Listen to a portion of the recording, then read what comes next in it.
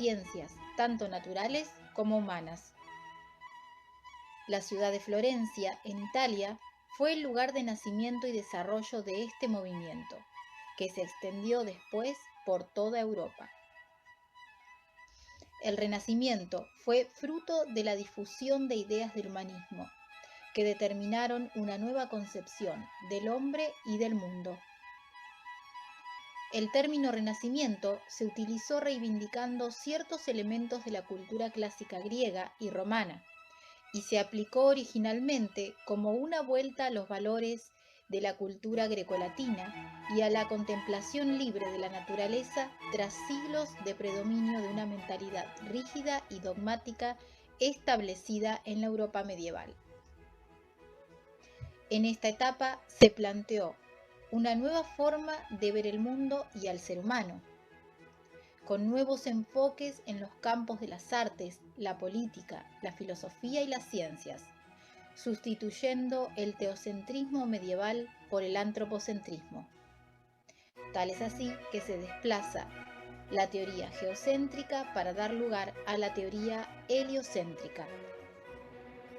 La invención de la imprenta facilitó la difusión de las ideas humanistas y se desarrolló un espíritu crítico con pretensión de conocer científicamente la realidad.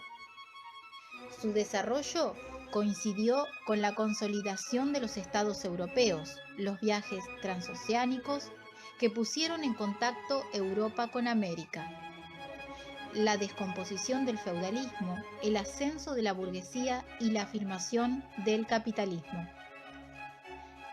El Renacimiento fue la manifestación cultural de un cambio en la mentalidad europea, que pasó de una concepción teocéntrica del mundo a una antropocéntrica, cambio que, manifestado en la corriente filosófica humanística, se considera el inicio de la modernidad.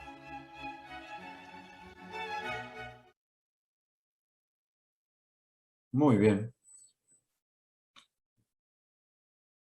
Lo habían visto ya, ¿no? En el grupo lo habíamos compartido. Sí, profe. Bien. Está muy clarito, ¿no? El video en el cual esto fue el Renacimiento, el llamado Renacimiento, ¿no? En el cual esa transición, ¿no? Que hay en ese periodo. A ver. Voy a dejar de compartir un ratito si puedo ver porque no me veo nada. Y después volvemos, ¿no? Al tema Ahí sí. Entonces, para que nos podamos ubicar en el tiempo, ¿no? Esos siglos de transición, del 15 en adelante, y ya podríamos decir un poquito atrás, se han ido produciendo cambios, ¿no? ¿Qué tipos de cambios se producen según el video? ¿Cambio en qué aspectos? ¿En qué cuestiones? Económicos y social. Económicos, sociales, ¿qué más? A nivel cultural, profe. A nivel cultural, bien. Culturales. Profe. Las ciencias. Las ciencias, bien, bien. Profe, ¿puede ser que Dios deja de ser el centro? Claro, por eso surge el humanismo. Políticos, dice Estefi. Políticos, dice. Muy bien, estoy leyendo. ¿Sí? ¿No? Todos esos cambios que ustedes dicen se han producido, ¿no? Y hay, como digamos así, como un botón de muestra evidente, está lo que se llamó la revolución copernicana, ¿no? En 1543, por ejemplo, Nicolás Copérnico,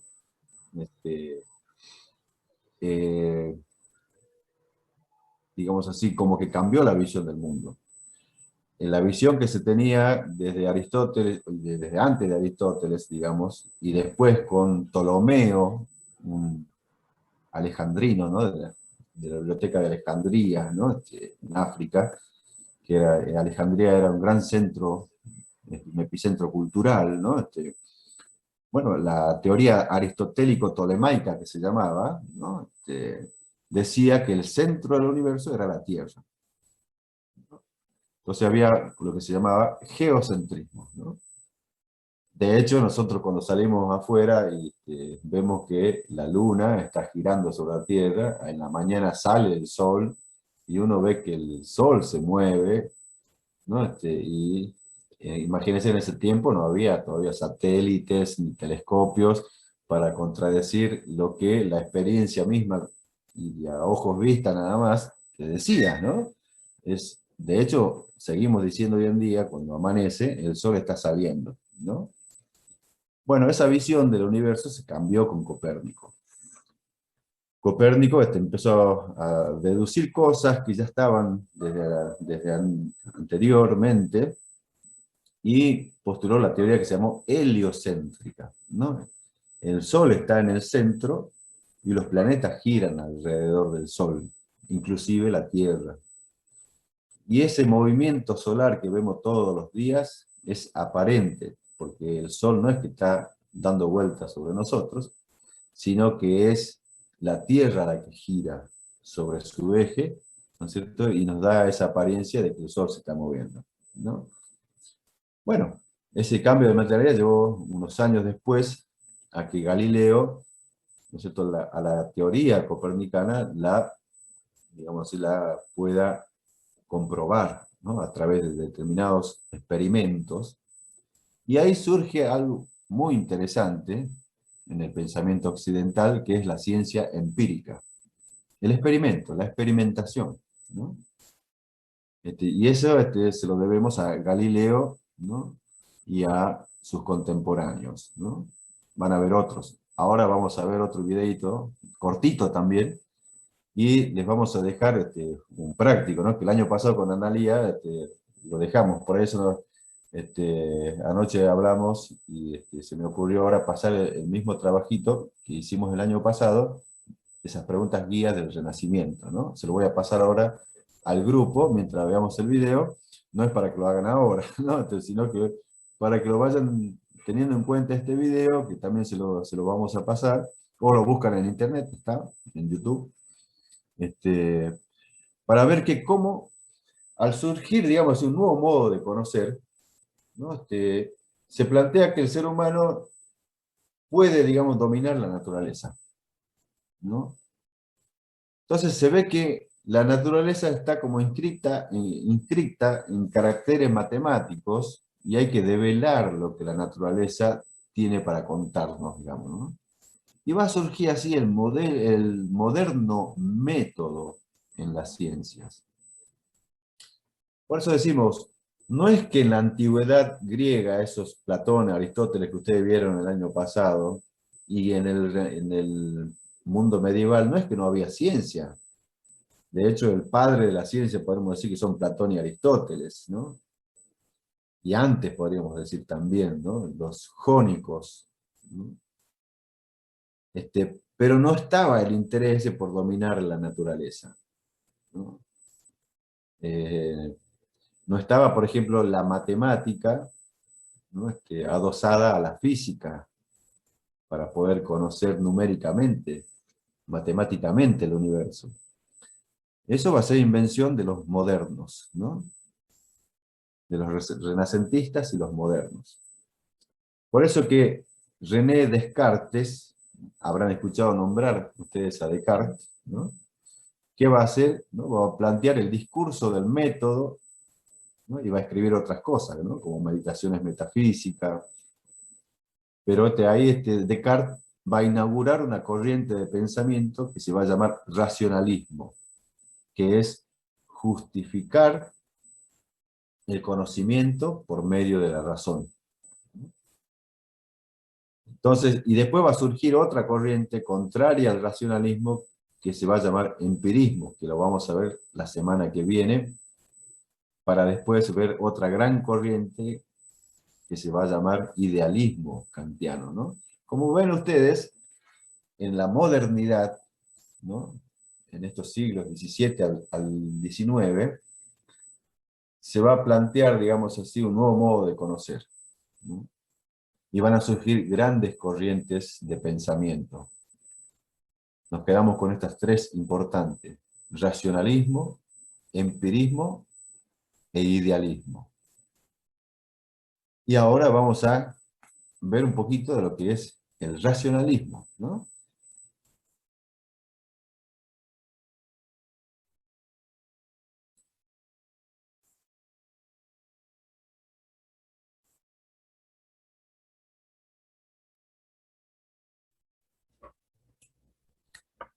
¿Qué es el ¿Se escucha, no? racionalismo? Etimológicamente, racionalismo proviene del latín, de la Sí. palabra ratio, Sí. que significa razón.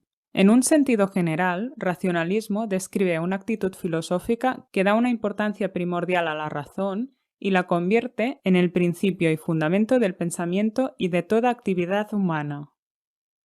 Muchos filósofos a lo largo de la historia han defendido esta posición y, en este sentido, podemos hablar de racionalismo antiguo, medieval, ilustrado, etc. Sin embargo, el racionalismo, como corriente filosófica, surge en el siglo XVII y, aparte de dar prioridad a la razón humana, tiene unas características específicas de la época que lo convierten en una de las corrientes filosóficas más importantes de la Edad Moderna. Vamos a ver cuáles son.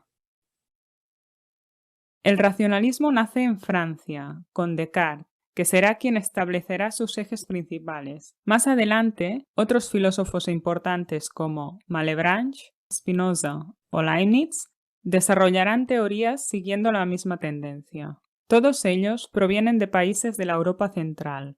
Por lo tanto, se puede decir que el racionalismo es un movimiento continental europeo. En buena parte, el racionalismo surge del rechazo a las filosofías medievales y se inspira en el cambio de mentalidad renacentista, en el humanismo y muy especialmente en la nueva ciencia. En consonancia con estos, Dios ya no será el centro de interés filosófico, sino el hombre y sus capacidades. La razón es autónoma, no está subordinada a la fe, y es la herramienta con la cual el hombre conoce la realidad. Por contraste con esto, el conocimiento a través de la experiencia y de los sentidos no proporciona la seguridad que el racionalismo persigue. Por esto, los filósofos racionalistas no se fían de los sentidos como herramienta de conocimiento. Y en este sentido, el racionalismo se opone al empirismo moderno. Con esto podemos ver que es un movimiento esencialmente epistemológico, gnosiológico. Se trata de ver cómo es el conocimiento humano. En todo momento se busca la seguridad en el conocimiento, y para conseguirlo, la mejor manera es seguir el método de razonamiento demostrativo propio de la matemática, la deducción. El conocimiento válido es de tipo deductivo, ya que nos hace llegar a conclusiones indudables, universales, necesarias.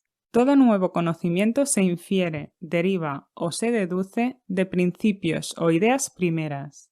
Así, otra de las características básicas del racionalismo es el innatismo. Hay ideas, principios básicos innatos que son independientes de la experiencia y que constituyen el fundamento del conocimiento. A la vez, el racionalismo moderno tiene un carácter metafísico. Se parte de la base que hay una correspondencia entre el pensamiento y la realidad, el mundo. El universo está ordenado de la misma forma que lo está el pensamiento, racionalmente. Por esto, el conocimiento a través de la razón es objetivo. Y dentro de este orden, la mayor parte de filósofos racionalistas darán especial importancia a la noción de sustancia. La realidad es sustancia o sustancias, y éstas se convertirán en el objeto de conocimiento. Y con esto hemos terminado el esquema del racionalismo.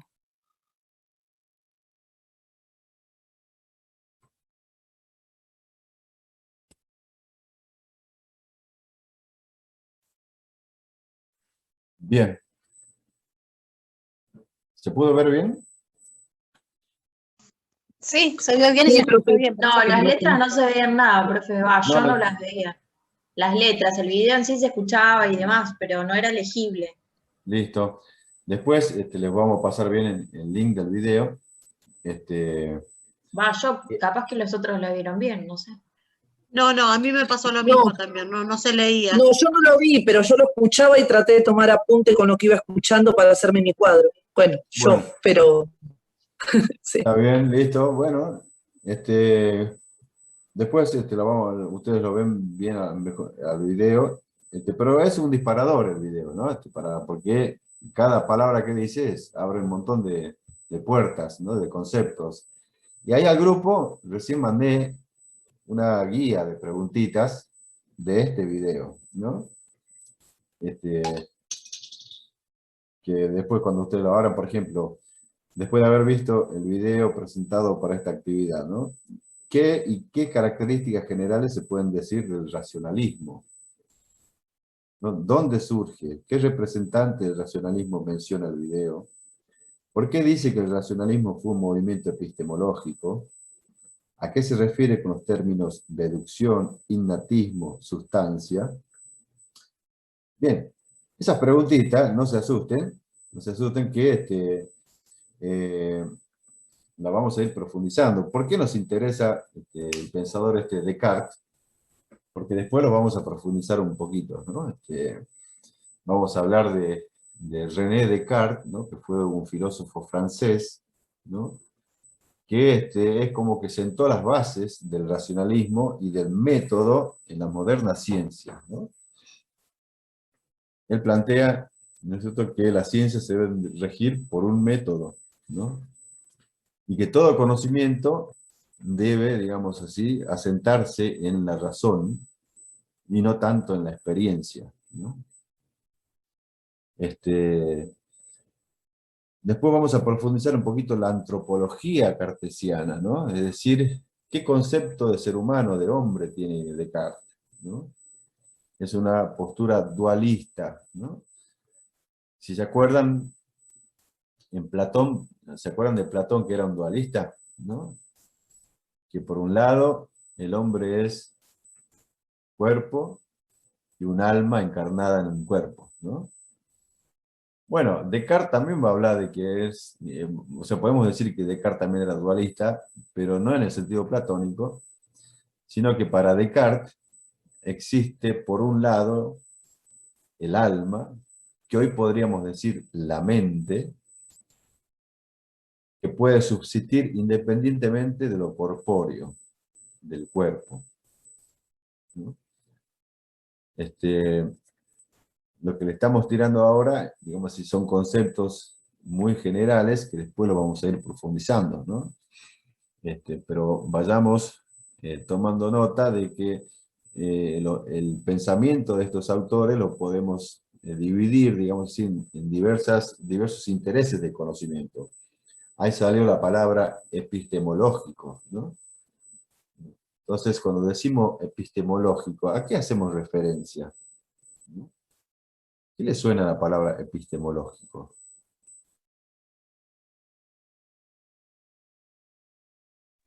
A una ciencia, profe. Conocimiento, al ¿No la conocimiento, raíz de la palabra o algo así? con conocimiento. Exactamente, al conocimiento, ¿no? Al conocimiento, como dice Marcela, ¿no? Al Sí, ¿de conocimiento. dónde proviene? ¿De En la dónde raíz proviene?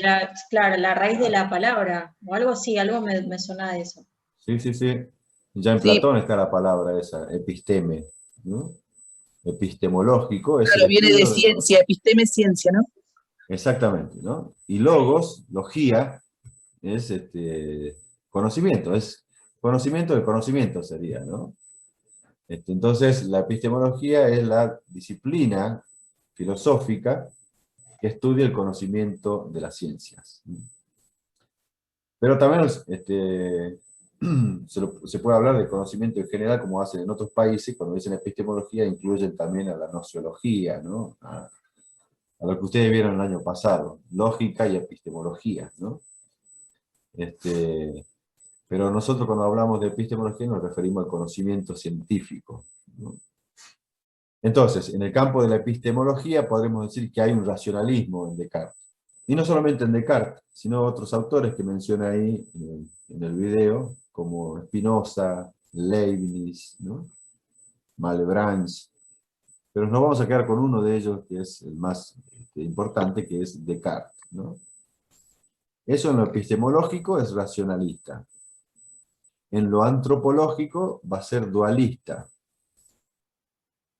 Plantea un dualismo de sustancias. Por un lado, el ser humano es cuerpo, corporeidad, es como una máquina, y por otro lado, tiene un alma, ¿no? Que como les decía hace rato, sería lo que hoy llamaríamos mente. Si le preguntamos a Descartes, ¿la mente o el alma puede subsistir independientemente del cuerpo? ¿Qué respondería Descartes? Que Como sí, dice, sí, que sí. claro, ¿no? La mente puede subsistir independientemente del cuerpo, para Descartes, ¿no? Cada uno sigue sus leyes propias. El cuerpo seguirá sus leyes físicas, ¿cierto? Y la mente seguirá sus leyes psicológicas. Pero pueden estar subsistiendo, ¿no? Hay una famosa frase de Descartes, que seguramente la conocen, que ha pasado a la historia de la filosofía, que dice lo siguiente, o alguien si la sabe, la puede decir. En latín, por favor, ¿eh? ¿Saben la famosa? Luego existo. ¿Eh? ¿No es esa? ¿Cómo? Perdón, Silvia. Pienso, luego existo. Muy Pienso, bien, luego Silvia. existo. Bien, Silvia Río, te puedes retirar a tener un 10. No, mentira. Quédate, no te vayas. Exactamente, pienso, luego existo, ¿no? Fíjense ustedes, ¿no? Que la existencia se lo da por el pensamiento, ¿no? Después es otro tema que cómo llega a esas conclusiones, que por ahí lo vamos a ver si tenemos tiempo, pero como nos agarra ya mayo, y como ven, vamos a ir rápido con el racionalismo, pero lo que nos tiene que quedar claro es esta, ¿no? Que desde lo epistemológico es racionalista Descartes, ¿no? Es decir, el conocimiento se funda en la razón. No es que la experiencia no sirva, ¿no? Cuando decimos experiencia son las cosas que nos vienen de por los sentidos, ¿no? Eso sí funciona, pero ¿a dónde se funda el conocimiento? Es en la razón. Diferente va a ser el empirismo, que como vamos a ver la semana que viene, el conocimiento no se funda, obviamente que todo se funda en la razón, pero ¿a dónde le ponemos la ficha? A la experiencia, eso va a decir el empirismo, ¿no? En cambio, el racionalismo, desde el punto de vista epistemológico, el conocimiento se funda en la razón humana. Por eso es racionalismo, ¿no? Desde el punto de vista antropológico nos interesa rescatar esta idea en Descartes. Que hay en Carpio, también lo pueden leer por su cuenta y lo van a profundizar más también, ¿no? Pueden buscar más videos en YouTube cuando busquen antropología cartesiana o dualismo cartesiano y van a ver bien de qué se trata. Hay muchos videos acerca de eso, ¿no? Desde el punto de vista antropológico, entonces dijimos que es un dualista, pero un dualista de sustancias, ¿no? Hay dos subtipos de sustancias, digamos así. Una sustancia corpórea, ¿no? Y una sustancia inmaterial.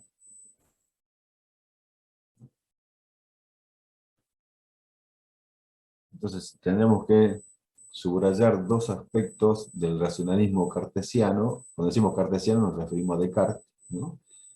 Sería eso, lo epistemológico y lo antropológico. ¿Por qué nos interesa esto? Porque, y otra de las cosas que también le queremos decir al comenzar el año en filosofía no son tan importantes las respuestas, que las son obviamente, pero son más importantes aún las preguntas, ¿no? ¿Para qué sirve la filosofía? Me preguntaba, o te preguntan los alumnos, nosotros que somos profesores de filosofía, los alumnos de secundaria se cansaban de preguntarle, profe, ¿para qué sirve la filosofía? ¿Para qué sirve la filosofía? ¿No? Y uno no sabía qué responder, ¿no? Hasta que después le encontré la vuelta y dije, no sirve para nada la filosofía. Y te miran así los alumnos, ¿no? ¿Cómo que no sirve para nada? Y claro, si vos querés construir un puente, no estudié filosofía, estudié, no sé, ingeniería civil, Si vos querés salvar, curar vidas, estudia medicina. Si vos querés trabajar de contador en un negocio, estudia economía, ¿no? Pero para hacer cosas así, filosofía no te va a servir de mucho, ¿no? Y entonces, ¿cuál es el objeto de la razón de ser de la filosofía?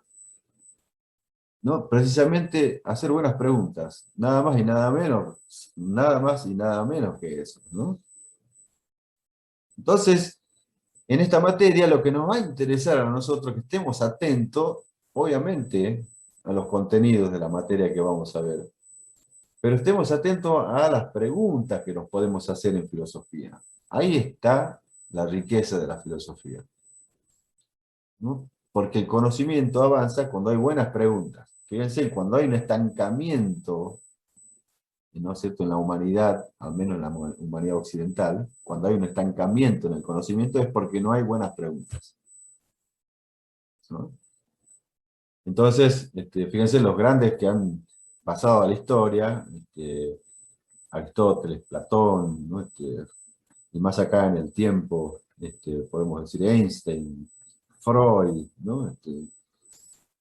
Más allá de lo que uno pueda compartir o no con los pensamientos de Kant, de Aristóteles, de Platón, ¿no? Los tipos se han hecho buenas preguntas y han respondido las cuestiones desde ahí, desde esas preguntas, ¿no? Entonces, Descartes... Profe. Sí, Disculpe. Lorena. No, sí, Sí, Lorena, te no, escucho. sí, no, me surgió una duda. Sí, Entonces, si una buena pregunta lleva a un buen conocimiento, entonces si cuando habla Descartes del método de la duda, ujú, sería también una forma de hacerse una pregunta para llegar a un saber verdadero, ¿sería algo así? claro, por eso lo que vos estás diciendo, que hasta ahora no lo había dicho para que no se haga muy, no meter más conceptos todavía, pero vos diste en el clavo acerca de otro concepto muy importante en Descartes, que es la duda metódica, que se llama, ¿no? No la duda escéptica. No, el método de la duda. Exactamente, ¿no? La duda, ¿no? Él dice, voy a dudar de todo. ¿Por qué? Porque en ese tiempo había un tal Miguel Montaigne, ¿no? Les comento un chisme filosófico, ¿no? Había un tal Miguel Montaigne, que se parecía mucho a los sofistas griegos antiguos. ¿Se acuerdan no sé si lo vieron el año pasado, a los sofistas? Los sofistas decían que nada se pueden conocer, eran unos escépticos, que por eso Platón, Sócrates, digamos, los basureaba a los sofistas y los hacían quedar mal, ¿no es cierto? Y le ponían trampas para que, bien, ahí dice Sofía, vimos los sofistas. Perfecto, mejor. Bueno, en el tiempo de Descartes, fíjense cuántos siglos han pasado, digamos, el sofisma está siempre presente entre nosotros. Siempre hay preguntas escépticas, y está bien el escepticismo, pero ya el sofisma, ¿no? Van a ver que hoy en día en filosofía hay muchos charlatanes dando vuelta que no se puede conocer nada, que plantean un relativismo cultural terrible en el cual vos hablas de verdad y se escalofrían, ¿no? A veces te da escalofrío decir verdad, no, mala palabra, caca, mala palabra, verdad o realidad. No, eso no se puede, no podemos acceder a la realidad, no podemos conocer, ¿no? Bueno, eso viene ya de los sofistas, ¿no? Y en tiempo de Descartes había sofistas, digamos así, ¿no? Uno de ellos era Miguel Montaigne, que planteaba una duda, un escepticismo total. No se puede conocer nada. Y Descartes va a tomar eso, ¿no? Y va a decir, está bien, dudo.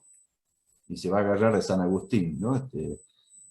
Como vemos, estos primeros modernos eran críticos del Renacimiento, críticos de la Edad Media, pero no de la Edad Media tardía, la escolástica, ¿no? O sea, eran críticos de la edad escolástica, de la Edad Media tardía, pero no de los primeros medievales, como San Agustín, por ejemplo, donde planteaba también el tema ¿no? De que si dudo, pienso. Y si pienso, existo, decía Descartes. Y ahí llegó a una primera evidencia, a una primera certeza, del conocimiento que es mi propia existencia. ¿Se ve la cuestión? Entonces, con eso... Es medio ¿sabes? capcioso eso de si dudo, pienso. O sea, medio raro. ¿Por qué te parece raro? Yo me voy a Porque, poner... Sí, no sé, porque si está dudando, elige dudar antes que pensar otra cosa o resolver o decidir, nada, no piensa directamente, elige decir dudo. claro. En No, todo porque caso... sería... Ay, perdón. Sí, no, dale. Yo, porque te voy a decir Yo lo algo, veo yo así, tengo porque... problemas con la filosofía igual, me llevo muy mal con la filosofía, entonces por ahí me va a costar un toque más, nada más. Ah, no. No, si acá nadie somos expertos. Yo soy profesor de filosofía, licenciado en filosofía, pero no es porque no hay que tenerle miedo a la filosofía, si todo el tiempo estamos filosofando, todo el tiempo. Todo el tiempo estamos haciendo preguntas, ¿no? Filosóficas. Bien, Vero decía entonces que dudar y pensar no es lo mismo, algo así, ¿no? Sí, o sea, nada, digo que sí, que dudar es como que no dudaba, se tiró chanta y dijo, voy a dudar, pero ni lo pensó. Ah, y al dudar no está pensando. Y no sé, porque no sé si está pensando, eligió decir que estaba dudando. Digo yo, no Claro, sé. sí, por Yo, eso. Y a mí me parece que, Es como, perdón, la Sí. duda me parece que es un dudando método, genera más no como interrogantes método, por y no se descubrir, ¿o no? queda. A ver, hablemos uno a la vez. A ver, primero, a ver, Lorena. Ah, no, que la duda es como es el método. Bien, En realidad, con la duda él no se queda que va a seguir en la duda, sino es que no se queda clavado en la duda, sino que esa duda la va a llevar a la pregunta. bien, ahí vamos Él encaminando. te va a seguir preguntando con distintos temas para llegar a la verdad. Perfecto, Es la perfecto. duda. Profe, creo María Elena. que... Ah, perdón. Ah, no. Profe, ¿y la duda no le genera más conocimiento? Porque entonces no me quedo en eso. Quiero Ah, saber bien. más. Vamos a tomar eso. ¿Qué decías, Pía? No, yo decía que esto de dudar justamente es no quedarte con lo que te dicen solamente, que por eso me parece que estaba bien el concepto de que nos generen dudas las cosas, porque si no, entonces tomaríamos todo como nos lo cuentan, como nos lo dicen, y nos quedaríamos siempre ahí parados en lo que Claro. piensa otro, en lo que construyó otro. Eso. Sí. Sí, Profe. ¿verdad? Sí, Vanessa. Yo veo la duda, como la plantea Descartes, es como una especie de dudar y de algo para ir hacia una verdad. Ajá, Una bien. verdad irrefutable para mí, ¿no? Lo que yo por lo menos entiendo, que es Claro, lo que intenta, el método de la duda para ir hacia esa verdad, porque si no, no te permite conocer. claro. En ese sentido es que toma la duda Descartes, ¿no? No para quedarse en la duda, eso sería escepticismo, ¿no? No para quedarse y regodearse en la duda, sino la usa momentáneamente, la emplea metódicamente, por eso, como decía Lorena, duda metódica. Sí, por eso, profe, pienso que él hace, en el texto hace una aclaración que la duda no es como la duda que nosotros conocemos, la duda común y corriente que uno puede tener, sino una duda en base a un método, una forma de conocer. Claro, sí. Entonces la duda es momentánea, pasajera, ¿no? Estoy dudando, ¿no? Si dudo, es porque estoy pensando, ¿no? Por eso, ahí respondiendo Descartes le diría a Vero, no, pero si dudo, pienso, no es que hago la opción de no pensar y dudo, ¿no? No, dudar y pensar es lo mismo, porque estoy dudando, utilizando el pensamiento para dudar, ¿no? Entonces, si Bueno, dudo, sí, le damos un changüí que dudó, que vos fue también muy pro y pensó, ok. sos mala, vos dale un poco de changuina de Te Descartes. dije que me llevo muy mal con la filosofía y nada, igual vos me caes súper bien, vos sos un genio, así que le vamos a poner onda a la filo para para que vaya Vamos, bien. que ya ves que te va a terminar gustando y vas a estudiar filosofía. vas a Filosofía no cambiar lo creo. Neurociencias te banco a full, pero filosofía bueno. como que... Preguntá a Bueno. Elitieri.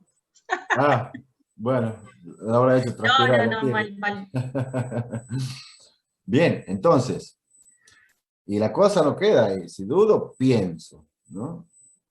Y bueno, y si me doy cuenta que estoy pensando es porque estoy existiendo, ¿no?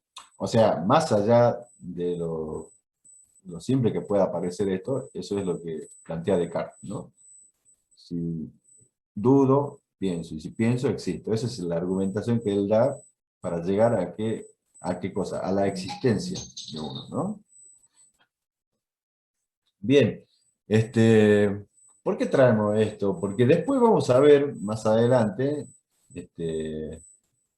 a un neurocientífico, ya que Vero te llevas bien con las neurociencias, como dijiste, porque a eso vamos, ¿no? Vamos a hacer hay un autor, un científico actual, vive, todavía creo que hasta el otro día vivía, no sé, que se llama Antonio Damasio, un neurocientífico prestigioso a nivel mundial, que tiene un libro que se llama El error de Descartes. Esperen que estoy admitiendo acá. El error de Descartes, ¿no? En el error de Descartes va a plantear las cosas al revés, pero no le vamos a adelantar mucho para no hacer lío, ¿no? Él va a decir, en realidad, ¿no es cierto?, el pensamiento, ¿no es cierto?, viene después, existo, pienso, va a decir, ¿no? ¿Cómo lo va a decir? Bueno, desde una mirada... Es un Vero, pero en masculino, profe. Exactamente, sí. Vero Damasio, ahí está. Ya lo vamos a ver con mayor detenimiento a eso, ¿no? Entonces, como ven ustedes, ¿no? Traemos la figura de Descartes, pasó a la historia porque empezó a cambiarnos la mirada, ¿no? Más allá de que hoy en día 100% nadie es cartesiano, ¿no? Como tampoco nadie es kantiano 100%, ni aristotélico 100%, ni platónico, ni freudiano, ni lacaniano 100%, salvo que existan las tradiciones de escuela, ¿no? O tomistas, ¿no? Entonces no podemos decir que somos cartesianos 100%. Pero cuando uno presenta una figura importante en el pensamiento, no solamente en la filosofía, ¿no? También en otras áreas del conocimiento, ¿no? Podemos estar de acuerdo con Freud o podemos estar totalmente en desacuerdo con Freud, pero algo tenemos que reconocerle a Freud que cambió la mirada, ¿no es cierto?, de eso que se llama inconsciente, ¿no? A partir de ahí empezamos a tener en cuenta otras cuestiones, ¿no? Lo mismo en Descartes, ¿no? Descartes fue un pensador que, claro, en esos tiempos la filosofía y la ciencia no estaban bien separadas, ¿no? El mismo Newton, ¿no es cierto?, que el que nos explicó las leyes de la gravedad de la gravitación universal de Newton, el tipo era un filósofo de la naturaleza. No existía la ciencia por un lado y la filosofía por otro. Eran filósofos que se dedicaban a la naturaleza, filósofos de la naturaleza. Después, cuando el conocimiento empieza a reducirse en su objeto, a reducir su objeto de estudio y a quedarse con un solo objeto de estudio, ahí surgen las ciencias. ¿No? Seguramente que en psicología le habrán hecho en alguna mesa final o le van a hacer esta pregunta. Decime la fecha de nacimiento de la psicología. Con pulgar y todo así, ¿no? Con huellas digitales y todo. ¿Qué les parece? Fecha de nacimiento de la psicología. ¿Y dónde? ¿Dónde nació la psicología? ¿Alguien se acuerda? ¿Alguien sabe? En 1878 con Wundt. 1879 con Wundt. Muy bien. Ah, con Wundt, sí. Wundt, sí, se escribe con W. Wundt, ¿no? Sí, Wundt. ¿En dónde? En Leipzig, ¿no? Sí, en Alemania. en Alemania, ¿no? Ahí podemos decir que la No psicología, es por porque ejemplo... hayamos quedado traumados con la profe Tica, ¿eh? Nada que ver. No, No no, quise. nada que ver, nada que ver. Bien, pero ahí digamos que es, ¿por qué decimos que es fecha de nacimiento? Porque es cuando, por ejemplo, una ciencia se independiza de lo que antes estaba en el ámbito de una ciencia más general como es la filosofía, ¿no? Entonces, ¿que antes no había psicología? Claro que había, pero una psicología no científica.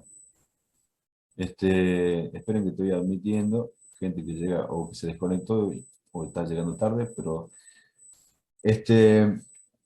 Aristóteles tiene un tratado del alma, que se llama así, o tratado de la psique, ¿no? De hecho, el término psique viene de alma, ¿no es cierto? Entonces, estudio del alma, ¿no? Pero con un objeto propio, ¿no? Con su método propio, la psicología se independiza de la filosofía en esa época. Y así, las ciencias sociales en el siglo XIX, por ejemplo, cuando empiezan a construir su objeto de estudio. La física, la química, que antes era alquimia, ¿no? Cuando empieza a tener su objeto propio de estudio, se transforma en química, ¿no? Entonces, y con estos pensadores, ¿no? Fíjense ustedes, siglo XVII, Galileo, por ahí le van a sonar otros nombres, bueno, antes Copérnico, después Galileo, Kepler, ¿no? ¿Les suena Kepler? Lo habrán visto en astronomía, en la secundaria, por ahí Kepler, ¿no? Tycho Brahe, que hacían más, digamos, observaciones experimentales, y Descartes tiene un libro que se llama Discurso del Método, donde podemos decir que es el primer tratado sobre la metodología de la ciencia, ¿no? Discurso del Método.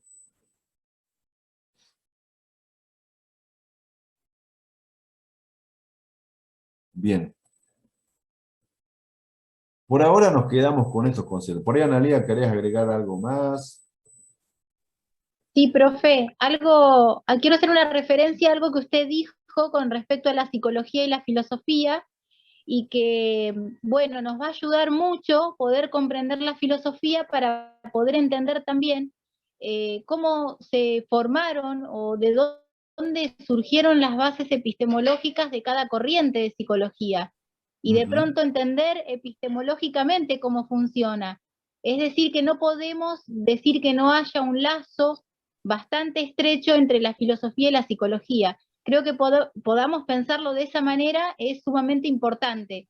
Les va a ayudar a comprender quizás otros textos también, así que me parece muy interesante que también podamos pensarlo desde ese lugar, ¿verdad? Desde el lugar como usted decía, cómo se funda la psicología como ciencia.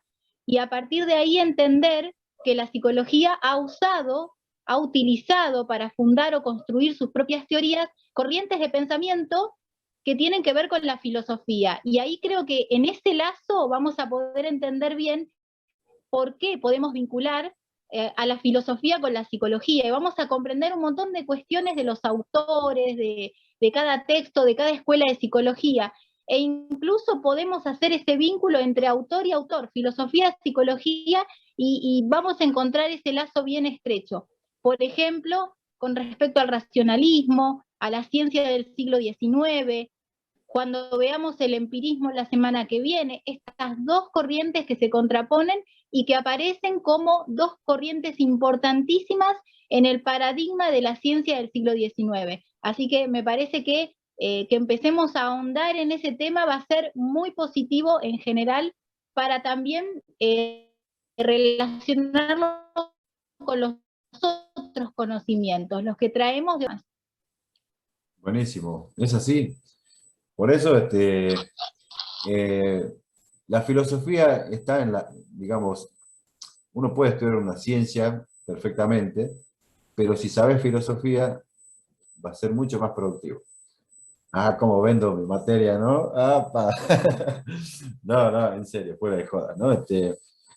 La filosofía te da un soporte de comprensión, ¿no? Por ejemplo, ¿no? De esto que ya fue diciendo Analía, ¿no? En la unidad 2 vamos a ver a un autor posterior a Kant, que no se entiende Freud sin ese autor, sin ese filósofo. Vamos a ver, después de acá 2 o 3 semanas, vamos a empezar a ver a un peso pesado de la modernidad que se llamó Immanuel Kant, que ya lo mencionamos. Bueno, ¿quieres que te diga una cosa? No se entiende Piaget sin Kant, ¿no? Cuando ustedes han visto o van a ver, ¿no es cierto?, las etapas evolutivas de la genetización, ¿no es cierto?, de esas formas de comprensión y de conocimiento que describe Piaget, sensorio-motriz, etcétera, etcétera, ¿no? Preoperacional, operación concreta, operación abstracta. Eso lo tomó de Kant, ¿no? Por eso la filosofía plantea las bases del conocimiento en este sentido, ¿no? Y después la ciencia se encarga de profundizar y desarrollarla. Entonces, es muy interesante. Sí, ¿alguien estaba por decir algo? No, bueno, perdón. Entonces, y por ejemplo ahora en las neurociencias, esto que vamos a ver después de Descartes, ¿no? Vamos a ver un filósofo y una ciencia, ¿no? En ese caso, ¿no?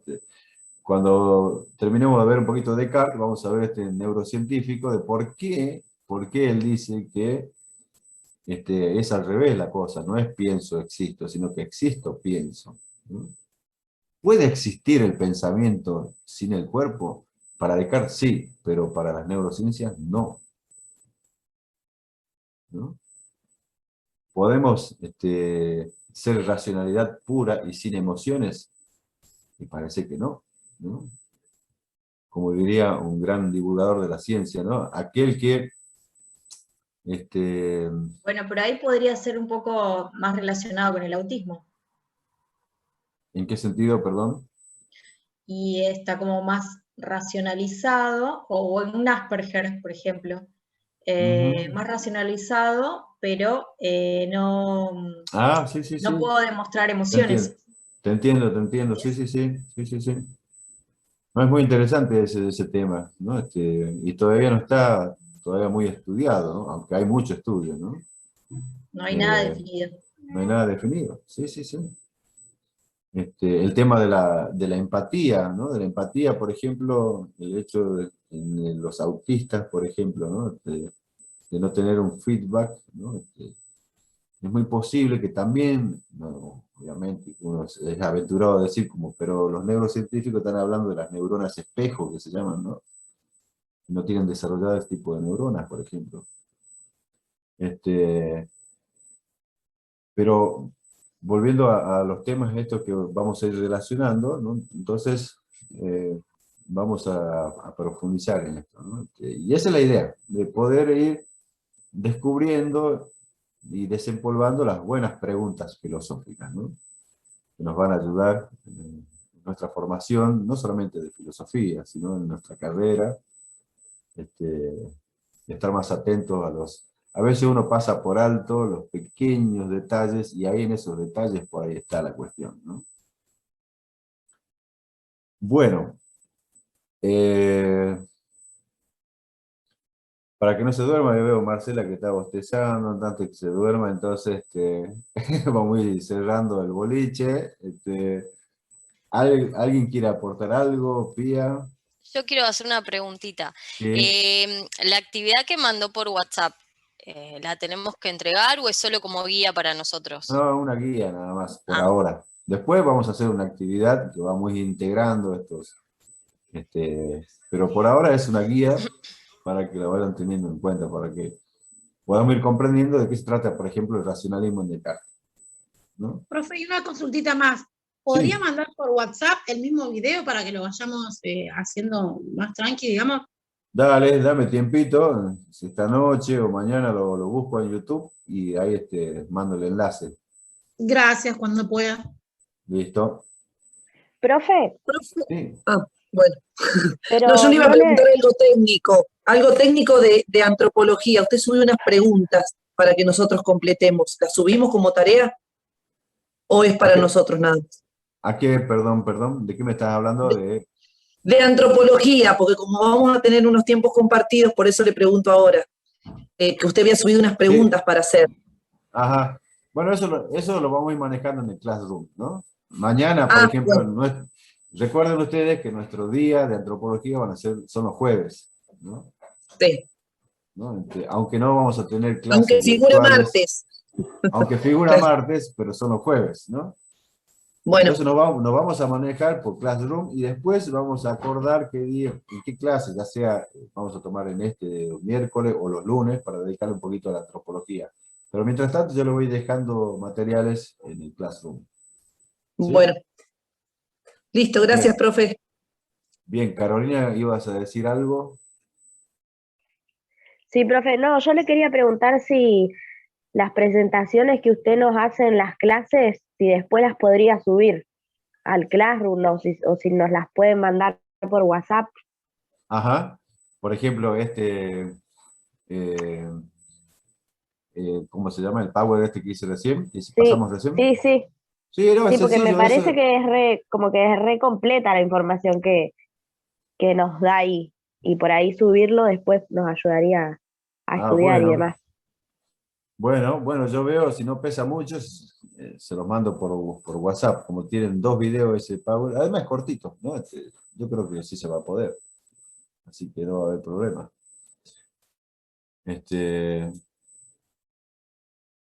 Bueno, ¿alguna cuestión más?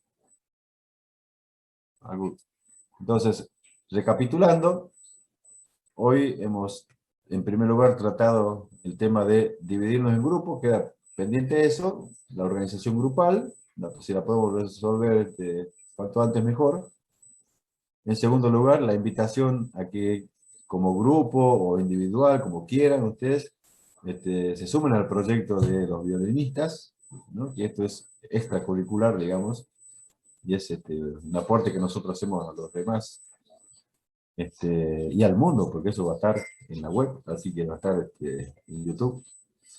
Y después hemos visto, ¿no es cierto?, iniciando nuestras clases, el racionalismo, primero el Renacimiento y el racionalismo cartesiano, distinguiendo el periodo histórico. Es muy importante, como última cosita y recomendación nada más, es muy importante tener una línea histórica en la cabeza, ¿no?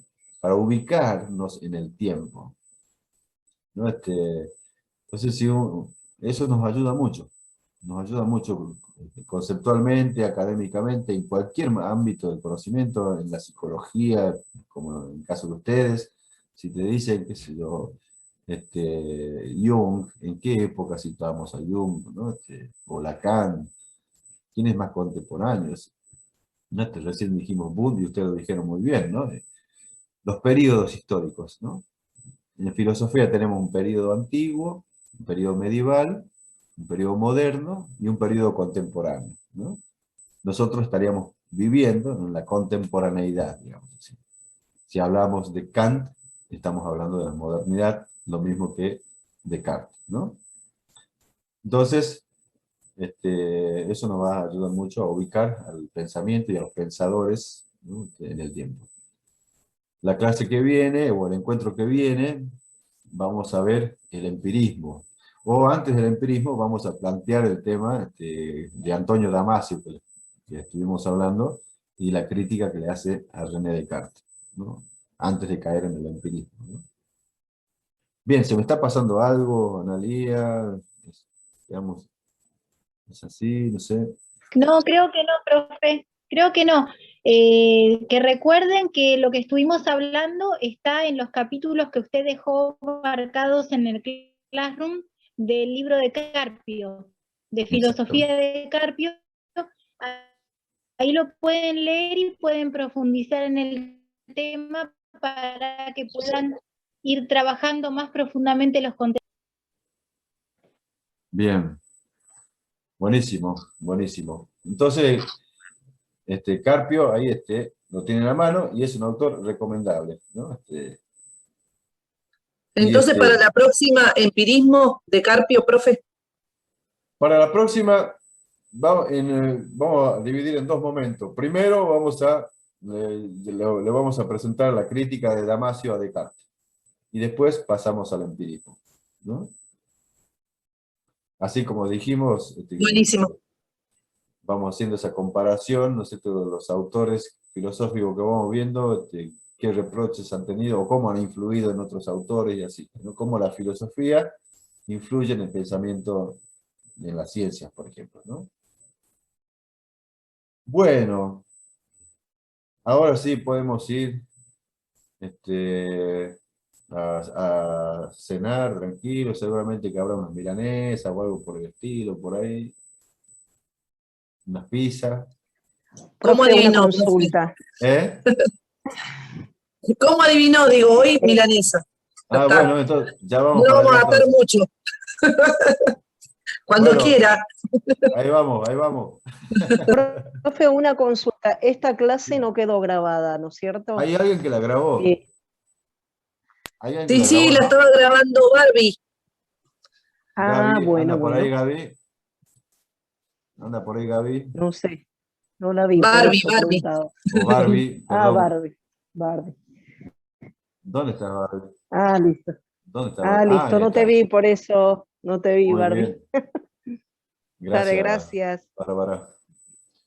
Buenísimo. Bueno, ha sido un gusto. Bueno, Y igualmente, profe, gracias. y nos estamos viendo. Así que amíguense con Muy la bien. Gracias, filosofía. profe. Y a seguir sembrando la duda, ¿no?